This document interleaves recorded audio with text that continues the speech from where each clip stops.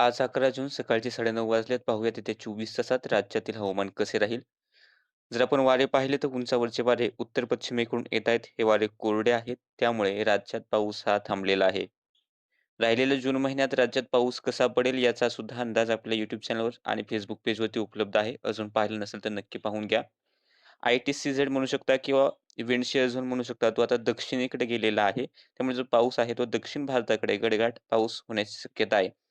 जो पाऊस गोवा आणि दक्षिण कोकणात किंवा तळ कोकणात होत होता, त्यातही आता कमी आलेले आहे. तिथेही ब्रेक लागणार आहे. जर आपण पाहिलं सॅटेलाइट इमेज सकाळची, कुठेही पावसाचे ढग नाहीत. कोकणात काहीसे ढगाळ वातावरण आहे. घाटाच्या आसपास पश्चिम भागामध्ये, मध्य महाराष्ट्राच्या याही ठिकाणी ढगाळ वातावरण आहे. मात्र यातून खूप विशेष पाऊस होईल असं हे ढग नाहीत. पावसाचे ढग नाहीतच. आणि जर आपण येत्या 24 तासातील अंदाज पाहिला, तर क्वचित कोकणात एक दुसऱ्या ठिकाणी हलक्या किंवा हलक्या मध्यम सरी एखाद्या ठिकाणी होतील. मोठ्या पावसाची शक्यता, सार्वत्रिक पावसाची शक्यता नाही.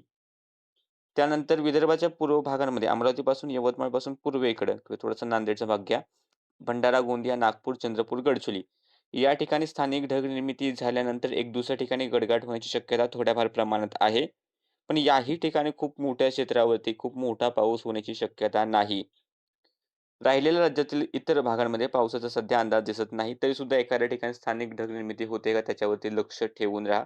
झाला तर एखाद्या गावासाठी किंवा एखाद्या तालुक्यासाठी थोड्याशा भागात पाऊस होऊ शकतो. नाहीतर काही शक्यता या भागामध्ये पावसाची सध्या दिसत नाही. सध्याच्या अपडेटमध्ये इतकंच. Facebook पेजवर पाहत असाल पेजला फॉलो करा. YouTube चॅनलवर पाहत असाल तर चॅनलला सबस्क्राईब करून ठेवा.